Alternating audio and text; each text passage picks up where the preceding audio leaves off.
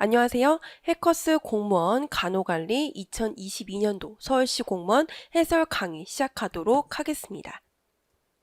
자, 전체적인 난이도는 평이했고요. 역시 합격선이 높아질 것으로 예상이 됩니다. 빈출 빈도 높은 영역에서 다수 출제가 됐다는 게 이번 시험의 포인트라고 보실 수가 있겠습니다. 1번 보도록 하시겠습니다. 명령과 권한의 체계가 명확한 공식적인 조직에서 사용되고 일원화된 경우를 통해서 최고관리자의 지시나 명령이 말단 구성원에까지 전달돼서 권한의 집중도가 높고 의사소통의 속도가 비교적 빠른 의사소통 네트워크의 유형은 1번 Y타입, 2번 Circle 타입, 3번 Chain 타입, 4번 Wheel 타입. 정답은요? 정답은 사슬형 Chain 타입이었죠. 자, 특성 비교해 보도록 하겠습니다. 기억나시죠? 쇠사슬, Y, 수레바퀴, 원, 완전 연결. 쇠사슬, 권한 집중도가 빠르다. 권한 집중도가 높다. 의사소통이 빠르다. 몰입도는 낮고 만족도는 낮고 수용도가 낮는 게 바로 쇠사슬의 특징이었죠. 자, Y형 보실게요. 권한 집중도는 Y형이 중간 이상, 수레바퀴 중간, 원 낮음, 완전 연결은 권한 집중도가 매우 낮은 특징을 보였었고, 자, 그 의사소통 속도에서는 쇠사슬이 빠르고요. Y형도 빠르고, 수레바퀴에서는 단순할 땐 빠르고, 복잡할 땐 느리고, 원에선 집합할 때는 빠르고, 분산할 땐 느리고, 완전 연결은 의사소통이 빠른 편이었죠. 몰입도 측면에서는 쇠사슬형과 Y형이 낮은 편이었고요. 수레바퀴는 중간형이었고, 원과 완전 연결형에서는 몰입도가 높은 편이었습니다. 만족도 측면에서는 쇠사슬형은 낮은 편이었고 Y형은 중간, 수레바퀴는 낮은 편, 그리고 원과 완전 연결하는 높은 편이었죠. 수용도 측면에서는 쇠사슬형은 수용도가 낮은 편이었고요.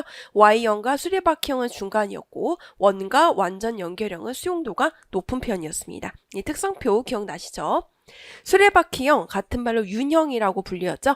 집단의 중심적 인물 또는 리더가 존재해서 구성원 간의 의사소통이 중심적 인물 또 리더에게 집중되는 형태였죠. 가장 신속하고 능률적인 모형이었죠. 의사소통은 중심적인 리더에게 집중이 되는 게 특징이었습니다. 두 번째, 쇠사슬형 기억나시죠? 집단의 구성원들 가운데 서열이나 지위가 사람들 간에는 의사소통이 이루어지지 않고 상사와 부하 간에만 의사소통이 이루어지는 수직적인 전달 형태를 갖고 있었죠. 그래서 비능률적인 측면이라고도 보는 시각이 있었습니다. 3형 Y타입은 집단에서 중심적 위치를 차지하고 있는 인물이나 리더가 존재하진 않지만 비교적 집단 구성원들을 대표할 인물이 있는 경우에 발생하는 것이 Y자형이었죠. 4번 원형은요, 집단 구성원 간의 서열이나 지위가 불분명해서 동등한 입장에서 이루어지는 경우에 형성이 됐었고요. 구성원 간의 상호작용이 한 곳에 집중되지 않고 널리 분산되어 있어서 수평적 의사소통이 가능한 것이 Circle 타입이었죠.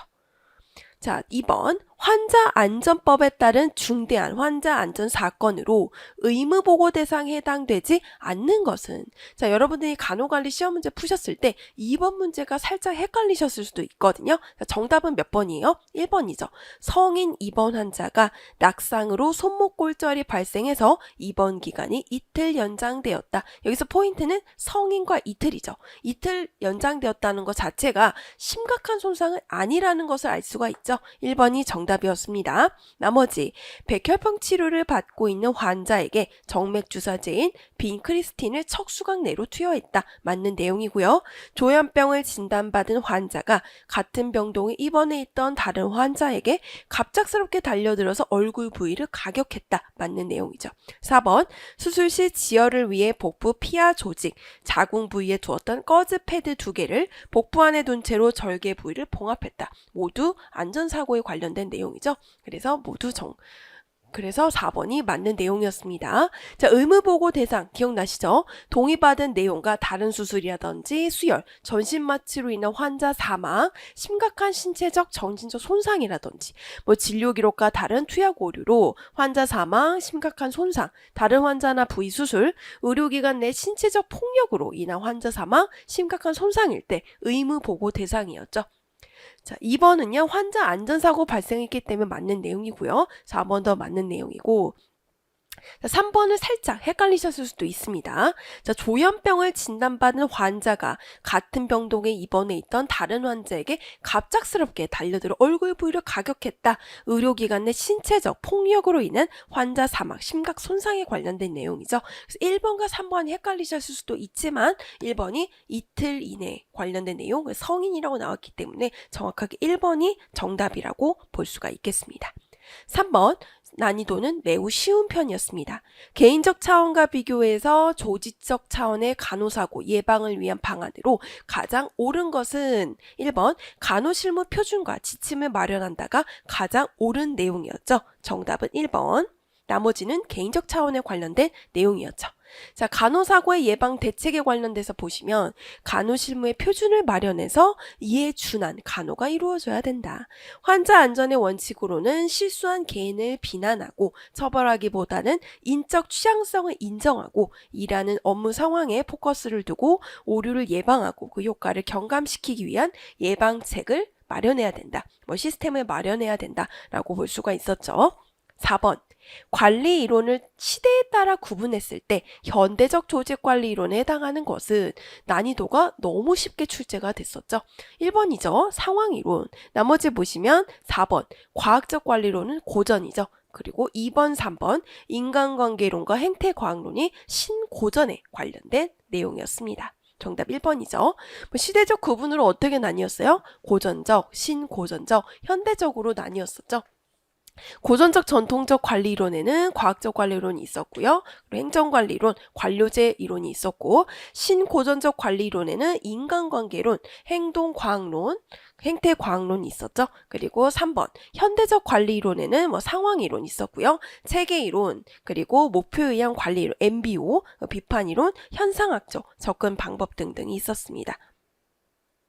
5번 직무를 종류와 내용으로 분할해서 조직 구성원들에게 분담시킴으로써 효과와 효율성을 도모하는 조직화의 원리는 5번 문제도 난이도가 매우 쉬운 편이었죠. 정답은 2번 분업 및 전문화의 원리였죠. 종류와 내용, 분할한다, 분단시킨다가 굉장히 정답 포인트였죠. 자, 분업 전문화의 원리 보시면 장점, 효과적 능률적으로 업무가 가능하다. 단점이 뭐가 있어요? 업무의 기계화가 가속됨에 따라서 비인간화가 초래된다는 한계점이 있었죠. 지나친 분업의 강조로 전체적으로 업무에 중복을 초래하기도 했었고요. 재정적 낭비와 책임 회피를 초래하기도 했었고, 분업을 세분화할수록 통합적으로 조직을 관리하는 것보다 비용이 더 많이 소요되는 가능성이 있다는 한계점이 있었습니다.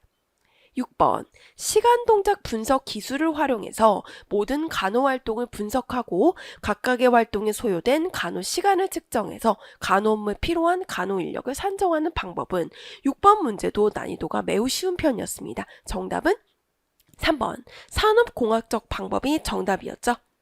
자, 간호인력 산정 접근 방법 공부하셨죠? 서술적 정급 방법은요, 관리자의 경험을 근거로 주관적으로 간호 요원의 종류와 수를 결정하죠.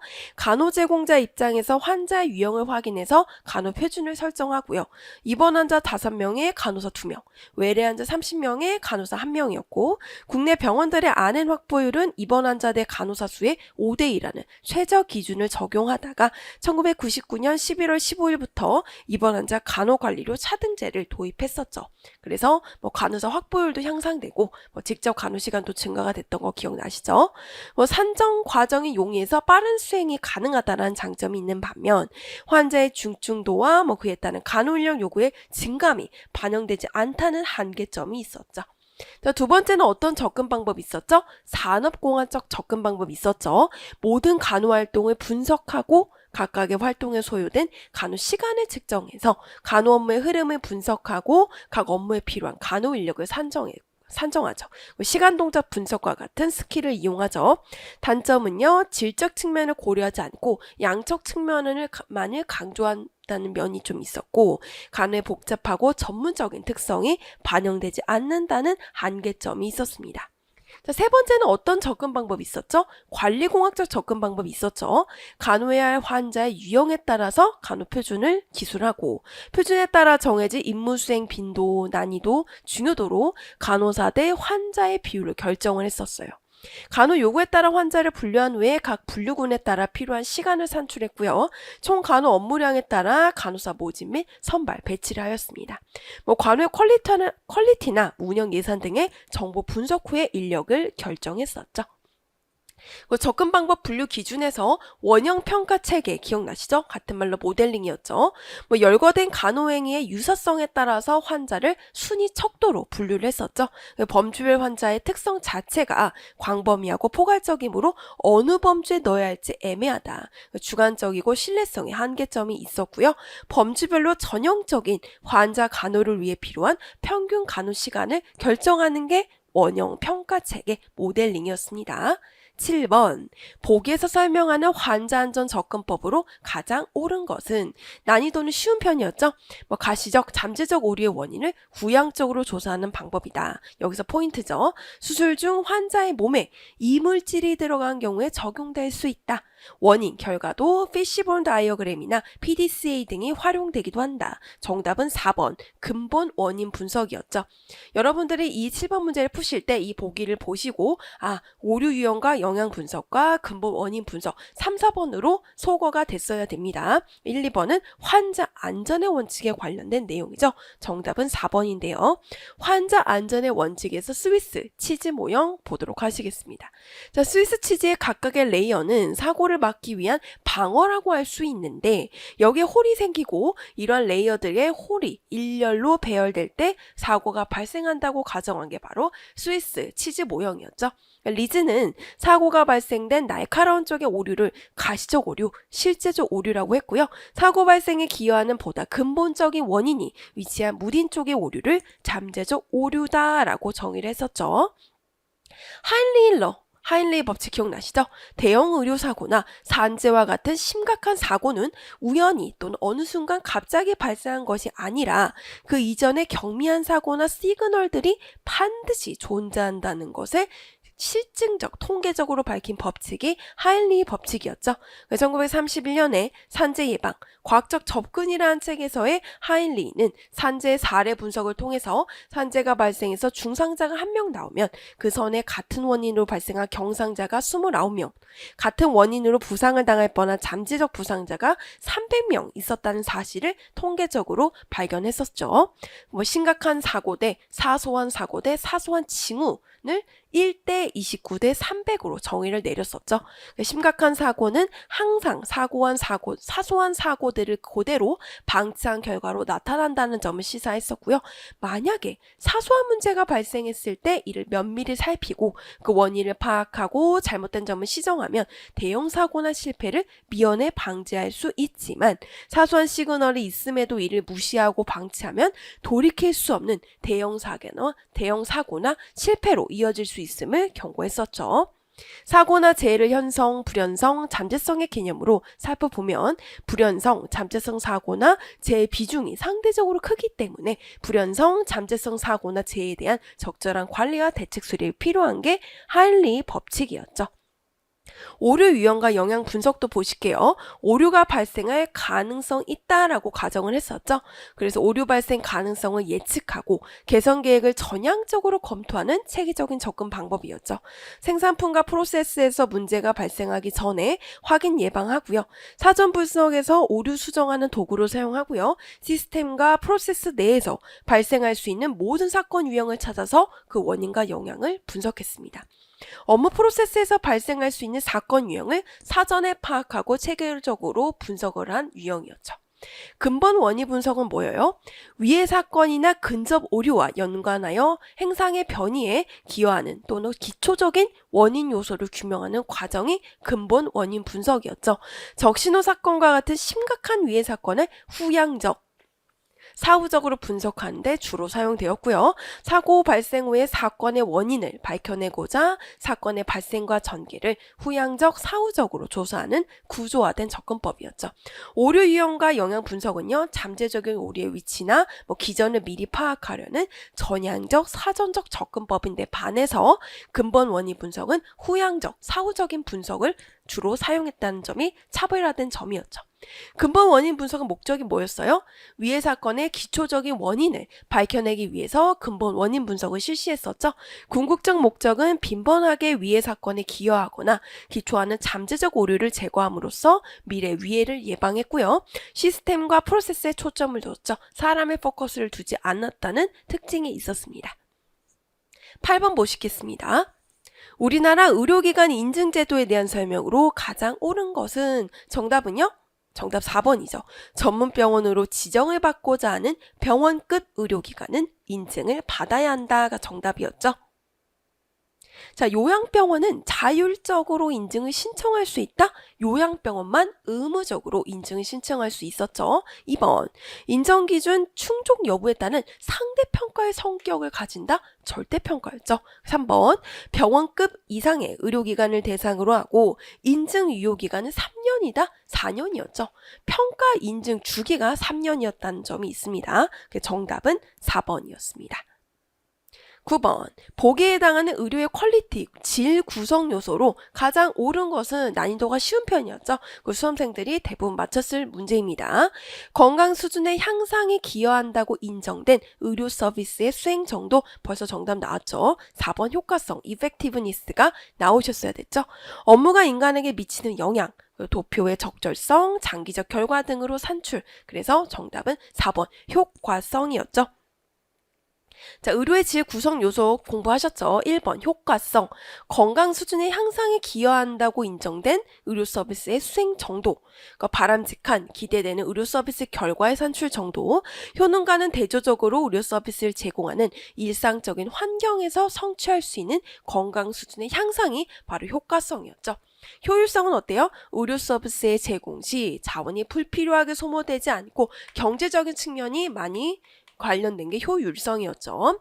효율적으로 활용되었는지에 대한 정도, 최소 자원의 인풋으로 최대의 건강 수준, 아웃풋을 얻어낼 수 있는 정도가 바로 효율성이었죠.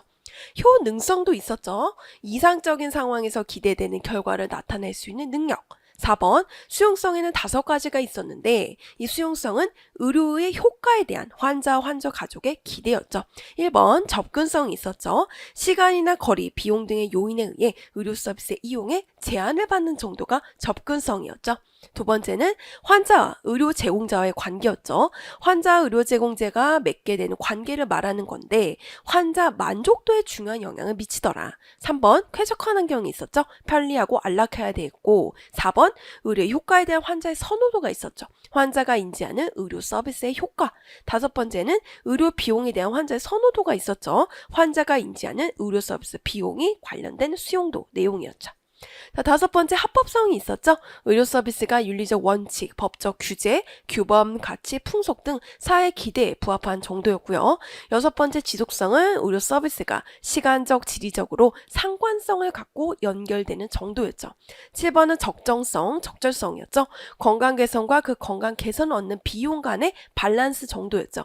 비용에 대한 상대적인 의료 효과 또는 편익 정도가 적정성, 적절성에 관련된 내용이었죠. 8번, 가용성이 있었죠. 필요한 서비스를 제공할 수 있는 여건의 구비 정도였고요. 9번, 적합성은요. 대상 인구 집단의 건강 요구에 부합되는 정도. 10번은요. 형평성. 공정성을 결정하는 원칙에 대한 수능 정도였죠. 11번 기술 수준은 과거 서비스의 질은 이 부분만을 강조했다는 한계점이 있었죠. 12번 환자 만족도, 이용자 만족도로 이렇게 12가지로 의료의 질이 구성이 되었습니다. 10번 보도록 하시겠습니다. A 조직에서는 팀 내의 모든 구성원을 동등하게 대해주고 서로 잘 알도록 해서 집단의 결속력을 증진시키는 방법으로 조직 변화를 계획하고 있는데요. 이에 해당하는 조직 변화의 전략으로 가장 옳은 것은 정답은요. 나왔죠? 동지적 전략. 자, 계획적 조직 변화 전략 중요하다고 말씀드렸었죠. 경험적, 합리적 전략에서 포인트는 뭐였어요? 이득이었죠. 베네핏. 사람을 합리적인 존재로 생각하고 자신에게 유리한 쪽으로 행동하는 존재로 가정했죠. 그리고 사람들은 변화로 인해서 어떤 이득을 가질 수 있는지 알 수 있고 확신할 수 있을 때 변화하더라. 관리자가 이 전략을 선택한다면 구성원들에게 변화로 인해 생기는 개인과 기관의 이득을 구체적으로 보여주기 위함이었죠. 경험적, 합리적 전략, 포인트는 이득. 2번, 규범적 재교육적 전략이 있었죠. 사람을 사회 문화적 규범에 따라 행동하는 존재로 가정을 했고요. 세 번째는 권력 강제적 전략이 있었죠. 사람을 자기보다 권력 강제력이 많은 사람의 지시와 계획을 따르는 존재로 가정을 했고요. 뭐 예를 들면 파업, 노사협상, 행정적 의사결정, 규칙 제정 등에서 권력 강제적 전략을 사용하는 게 대표적인 예시였죠. 4번, 동지적 전략이 있었죠. 모든 구성원을 동등하게 대하고 서로 알게 해서 집단의 결속력을 증진했죠. 높은 사회적 욕구와 자존심을 필요로 하는 사람들을 변화시키는 데 효과적이었습니다. 다섯 번째는 정책적 전략이 있었죠. 공식적, 비공식적 권력 구조를 확인해서 변화를 유도했고요. 영향력이 있는 사람을 이용해서 변화를 유도했었습니다. 여섯 번째는 경제적 전략이 있었죠. 물품이나 자원, 자본, 금전적 보수 등과 같은 경제적 요소를 활용해서 변화를 시도했었고요. 7번 학문적 전략이 있었고 8번 공학 기술적 전략이 있었죠. 개인을 변화시키기 위해서 환경 변화하는 전략이었죠. 11번 보도록 하시겠습니다. 전문직 간의 협력에 대한 설명으로 가장 옳은 것은 이 문제를 출제하신 분은요. 2020년 최신 간호관리학 현문사 책을 참고하셨던 것 같습니다. 난이도는요. 모르는 문제지만 그래도 수험생들이 쉽게 풀 수 있었던 그런 특징을 갖고 있습니다. 정답은요. 1번이었죠. 전문직 간의 협력 관계 유지를 위해서는 전문직에 맞는 교육이나 연수에 참여해서 전문성은 향상시켜야 된다가 가장 옳은 내용이었죠.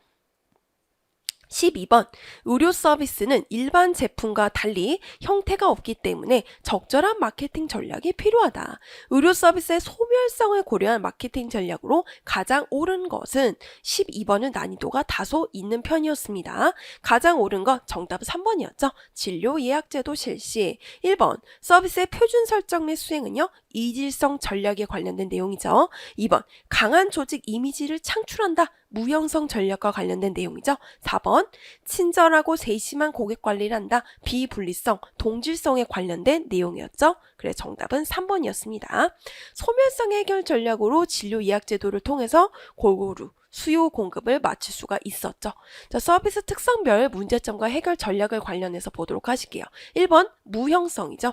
자, 문제점이 뭐예요? 저장이 불가능하고 진열하거나 설명하기가 어렵다. 형태가 없어서 실체를 확인하거나 제시하기도 어렵고 가격의 설정 기준이 모호하다는 문제점이 있었죠. 그래서 어떻게 해결을 해요? 유형적 단서를 강조했죠. 그 인적 원천을 정보 제공에 사용했다는 해결 전략이 있었습니다. 그리고 뭐 구전 활동, 입구자를 써서 입소문으로 적극 활용하기도 했었고 대고객 접촉 빈도를 높이거나 구매 후에도 커뮤니케이션을 강화하거나 보건의료기관의 브랜드 가치를 향상시키거나 신뢰받는 보건의료기관 이미지를 창출하는 방법이 있었죠.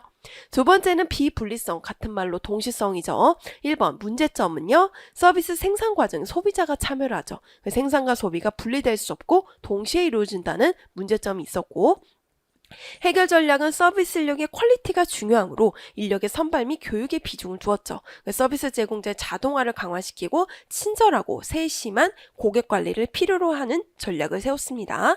3번 이질성, 가변성은요. 표준화, 품질 통제가 곤란했죠. 서비스 내용과 과정, 퀄리티가 일정하지 않아서 서비스 표준의 설계, 또는 수행을 통해서 해결한다든지 서비스의 기계화, 산업화를 강화한다든지 환자 중심의 개별화된 맞춤 서비스를 제공한다든지 의료 인력의 지속적인 역량을 개발하는 방면으로 해결을 하려고 노력을 했죠. 자, 네 번째, 소멸성이죠. 문제점은 재고로 보관과 저장이 불가능하다는 한계점이 있어서 해결을 어떻게 했어요?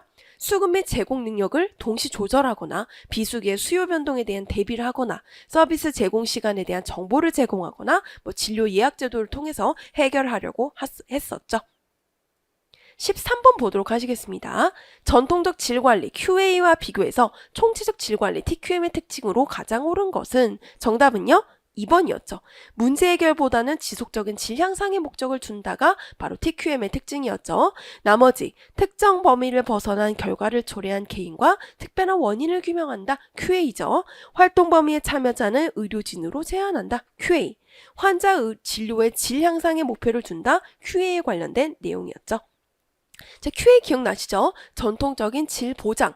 목표는요, 환자 진료의 질을 향상시키고요. 범위는 임상의료의 과정 및 결과, 그리고 리더십은 의사 및 임상 측면에서의 리더, 목적은 특정 범위를 벗어난 결과를 초래한 개인과 특별한 원인을 규명했고요. 중점은요, 임상 진료과별로 수직적인 검토를 하고 표준에 미달하는 사람들을 교육, 감사, 결과 중심적이었죠. 방법은요, 의무기록 감사가 있었고 참여자는 QA 프로그램, 임명된 위원회 및 담당자가 있었고요. 지속적인 활동으로는 역치 표준에서 이탈을 감시하는 활동을 한 게 바로 QA였죠. 대조적으로 TQM은 어땠어요? 총체적 질 관리는 목표가 환자와 고객을 위한 모든 서비스와 진료에 대한 질 향상이 있었죠. 범위는 임상과 비임상을 포함한 조직 전반이었고요. 리더십은 모든 임상, 비임상 부서의 리더. 그 목적은 특별한 것과 일반적인 원인 모두를 강조하나 대부분 일상적인 원인에 주의를 더 기울였죠. 포커스는 모든 사람의 업무 수행을 개선하고 수평적인 검토를 하고 예방과 계획, 과정과 결과를 모두 중시한다는데 포커스를 둔 게 바로 TQM이었습니다. 방법은요, 흐름도, 플로우 차트, 그리고 체크리스트, 히스토그램, 파레토 차트, 런 차트, 관리도가 있었고, 참여자는 과정에 관여하는 모든 사람, 전체 직원이 참여했었고요. 지속적 활동으로는 지속적으로 표준을 개선한다든지, 특별한 원인 또는 공통의 원인에 의한 이탈의 경우에는 개선 활동을 수행을 했었죠. 그게 바로 TQM이었죠. 14번 보도록 하시겠습니다. 마약 관리에 대한 설명으로 가장 옳은 것은 난이도가 너무 쉬운 편이었죠. 정답 뭐예요? 정답은 4번. 투약 중지된 마약 및 잔량도 마약 대장이 기록하고 약국이 판납한다. 4번이 정답이었죠. 0.1초 만에 푸실 수 있었죠. 자, 1번. 향정신성 의약품은 팀별로 일반 투약차에 보관한다? 일반 투약차가 아니라 예고 임시 마약류죠. 잠금장치가 설치된 장소에 저장을 해야 되겠죠. 두 번째 선지. 마약장의 열쇠는 수간호사가 보관하고 사용할 때까지 내준다? 관리자, 선임 RN이 관리하고 근무 교대 시마다 열쇠를 인수인계할 수 있었죠. 3번. 마약 처방 전에는 정보보호 차원에서 대상자 인적 사항만 간단히 기술한다? 아니죠. 의사의 병원 주소, 상호 또는 명칭, 병원명을 얘기하는 거겠죠. 의사 면허번호, 환자 주민등록번호 등을 기입하고 날인해야 되겠죠. 너무 쉬운 문제였습니다. 자, 15번 보도록 하시겠습니다. 일반 병동에 근무하는 일반 RN의 직무 분석을 하려고 하는데 시간적 압박이 있는 상황이라 되도록 많은 간호사를 대상으로 빠르게 직무에 관한 정보를 수집하고자 할 때 가장 적절한 방법은 역시 15번도 난이도가 쉬운 편이었습니다. 정답은요, 3번 질문지법이었죠. 자, 질문지법의 특징은 어때요? 시간 소모가 적고 가장 간단한 게 바로 질문지법이었죠. 면접법보다 적은 비용으로 가능하나 설문지 개발과 테스트 비용이 많이 들고 시간이 많이 소요되는 단점이 있었습니다. 두 번째 관찰법이 있었죠. 조사자가 직접 직무 담당자가 수행하는 것을 관찰했고요. 비교적 정확하고 객관적인 정보를 수집했고 시간과 노력이 많이 든다는 한계점이 있었죠. 면접법은 어때요? 직무 담당자와의 직접적인 면담을 통해서 직무 분석에 필요한 자료를 수집했죠. 정확하고 안전한 정보를 얻을 수 있었고요. 직무의 특성을 파악하기에 적합했고 면접자에 의해서 정보가 왜곡될 수 있다는 한계점이 있었고요. 4번 자가 보고법이라는 것도 있었죠. 5번 중요 사건 방법도 있었고 6번 작업 표본 방법이 또 있었죠. 뭐예요?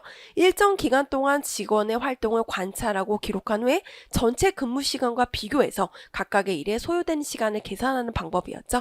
7번 작업 기록법은요. 직무 수행자가 매일 작성하는 작업일지나 메모사항을 해당 직무에 대한 정보를 수집하는 게 바로 작업 기록법이었습니다. 16번 보도록 하시겠습니다. 맥클리랜드의 성취동기 이론을 간호실무의 인적자원관리에 적용한 사례로 가장 옳은 것은 역시 너무너무 쉬운 난이도였죠. 1번 성취 욕구에 따른 업무 분담 배치가 정확한 정답이었죠. 2번 좌절퇴행의 요소를 고려한 보상이다. 좌절퇴행의 요소는 ERG가 맞는데 보상에 관련된 것은 ERG가 아니죠. 성과와 보상의 연계 역시 부름의 기대 이론이기 때문에 정답이 아니고요. 4번 사회적 비교 과정을 고려한 대우다. 공정성 이론이기 때문에 정답 맥클리랜드는 1번이 관련된 내용이죠. 자, 맥클리랜드의 성취 동기 이론 기억나시죠? 매슬로우의 상위 욕구만을 다시 세 개의 범주인 성취 욕구, 권력 욕구, 친교 욕구로 구분해서 이 욕구들 인간 행동의 무려 80%를 설명한다고 주장한 것이 맥클리랜드의 성취 동기 이론이었죠. 그 성취 동기가 높은 사람 특성을 어떻게 주장했어요? 적절히 리스크를 즐긴다. 보상보다는 일 자체 성취에 관심을 더 많이 갖고 내적 보상을 더 중시 여기고 목표를 실현할 때까지 과업에 전념하고 즉각적인 피드백을 강구하고 도전적인 목표를 추구한다는 특징을 가지고 있었죠. 친교 욕구, 친화 욕구는요, 조직이나 집단에 소속되기를 원하거나 다른 사람과 상호관계를 맺으려고 하는 거죠. 강한 사람은 존경받기를 원하고 집단의 규범에 반대되는 결정인 행동을 피하려고 하죠. 생산성보다는 윤리성에 더 포커스를 두는 게 바로 친교 욕구였습니다. 성취동기 이론 3가지 욕구 중 2번째 권력 욕구가 있었죠. 다른 사람을 통제하고 영향력을 행사한다거나 강한 사람은 리더로 나서기를 원하고요. 권력에 의해서 모티베이션을 받기도 했었죠. 3번 성취 욕구 3번째는요. 표준을 달성하고 나아가 표준을 능가하려는 욕구죠. 조직에 공헌하고 성공하고자 합니다. 강한 사람은 도전받기를 원하고요. 어려운 목표를 설정하고 위험에 대한 현실적인 입장을 하고 책임지기를 좋아하죠. 자신의 업적에 대해서 평가받고자 하고 오랜 시간 동안 일하기를 좋아하고 실패 시에는 지나치게 걱정하지 않는다는 특징을 가지고 있었습니다. 17번 보도록 하겠습니다. 직무수행평가를 실시할 때 고려해야 될 사항으로 가장 옳은 것은 정답은 뭐예요? 4번이죠. 적어도 2사람 이상의 평가자가 한 사람의 피평가자를 평가하도록 한다가 가장 옳은 내용이었죠. 자, 선택지 1번에서 구성원의 강점이 아닌 약점을 평가한다. 강점, 약점 모두 평가하는 거죠. 대표적인 오답 선지였죠. 2번, 기대되는 수행표준이나 목표를 평가 과정 중에 생성한다? 아니죠. 사전에 결정된 것으로 평가해야 되죠. 선택지 3번, 1차 평가자는 피평가자와 직접적인 접촉을 하지 않는 사람으로 한다? 상식적으로도 틀렸죠. 직속상관이 1차 평가자로 평가 담당 후에 1차 평가자의 평가자로 우선 존중하는 게 정답이겠죠. 18번 보도록 하시겠습니다. 거래적 리더십을 보이는 관리자 유형으로 가장 옳은 것은, 그럼 여러분 어떻게 생각하셔야 돼요? 아, 오답 선지는 변혁적일 수가 있겠구나 라고 생각하실 수 있어야 되죠. 난이도는 매우 쉬운 편이어서 수험생들 대부분 맞췄을 거라고 봅니다. 정답이 2번이죠. 간호사들이 무엇을 해야 그들이 원하는 보상을 받을 수 있는지를 알려준다. 정답이 2번이었죠. 나머지 R&D보다 창의적인 관점을 개발하도록 격려한다. R&D들이 개인적 성장을 할 수 있도록 알맞게 임무를 부여한다. R&D에게 자신감을 심어주고 비전을 제시한다는 뭐예요? 변혁적 리더십에 관련된 내용이었죠. 그래서 좀 더 자세히 보면요. 1번은 변혁적 리더십에서 어떤 자극이에요? 지적 자극이에요. 그리고 3번, 알맞게 임무를 부여한다. 개별적 관심입니다. 4번은요. 카리스마에 해당되는 내용입니다. 좀 더 디테일하게 보면요. 자, 거래적 리더십은 같은 말로 뭐예요? 교환 리더십이라고 말씀드렸었죠. 부하들이 작업의 결과를 얻으려는 것이 무엇인지를 인식하고 부하들이 과업을 완수했을 때 부하들이 원하는 바를 제공하죠. 부하들이 과업을 수행하고 그에 대한 즉각적인 자기 이익, 베네핏을 요구할 때 보답하는 게 바로 거래적 리더십이었죠. 상황적 보상 노력에 대한 대가로 보상 계약, 좋은 성과에 대한 보상 약속, 예외적 관리, 예외 의향 관리, 어떤 일이 조직의 목표와 다른 방향으로 잘못되어 갈 때 수정하기 위해서 개입되는 행위다라는 특징도 있었습니다. 19번.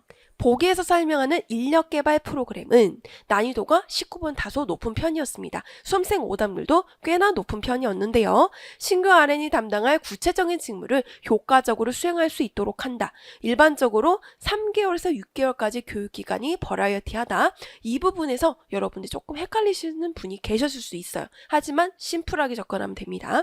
교육 내용은 간호표준, 투약관리, 검사물 관리, 간호과정 적용, 환자교육, 인수인계, 간호기록 등이 있었고요. 1번 실무교육, 2번 보수교육, 3번 유도교육, 4번 직무 OT. 정답은 직무 OT가 정답이었습니다. 신규 RN. 그래서 신규 RN이라고 했을 때 벌써 정답은 1번, 2번은 바로 소거가 되고요. 바로 유도교육 아니면 직무 OT구나라고 소거가 되셨어야 됩니다. 그래서 정답은 4번이죠. 자, 인력개발 유형에서 예비교육 보실게요. 자, 유도훈련 뭐예요? 예비교육의 첫 번째 과정이죠. 신규 RN이 근무하게 될 조직에 잘 적응하고 새로운 환경으로 편안하고 부드럽게 유도되도록 정보를 제공하는 거죠. 취업 후에 처음 2, 3일 동안에 신규 RN에게 일반적 어떤 표준화된 것을 가르치는 거죠. 예를 들면 기관의 철학이라든지 목적, 프로그램, 조직 구조, 병원의 히스토리라든지 목적, 철학, 병원의 조직 체계 업무 소개, 병동의 시설 구조, 병원의 규칙, 규정, 정책 절차 등에 관련된 예시였죠. 직무 OT가 있었죠. 유도훈련이 끝난 후에 신규 직원이 해야 할 특정 업무에 대한 교육훈련하는 과정이다. 직무 OT였죠. 자, 인력개발 유형에서 실무교육도 있었죠. 직원의 직무 수행을 강화 제공하는 모든 현장 교육에 해당이 됐었고요. 현행 직무 요구에 대해서 지식과 기술을 유지하기 위해서 기획이 됐었죠. 의료기관 자체에서 실시했고요. 투약 오류를 교정하고 투약 교육을 강화하기 위한 간호부 교육 프로그램이 실시되는 특징이 있었습니다. 목적은 뭐예요? 간호의 질적 향상을 도모하고요. 새롭게 변화된 환자 간호 방법이라든지 절차, 새로운 진단 및 치료 기술, 기구의 적절한 관리와 조작법, 물품의 적절한 사용 등이 관련된 내용이었죠. 효과적인 실무교육 운영을 위한 선행 조건은 무엇이 있었어요? 실무교육을 위한 예산을 확보한다든지 실무교육을 담당한 인력 자원을 확보하는 게 있었죠.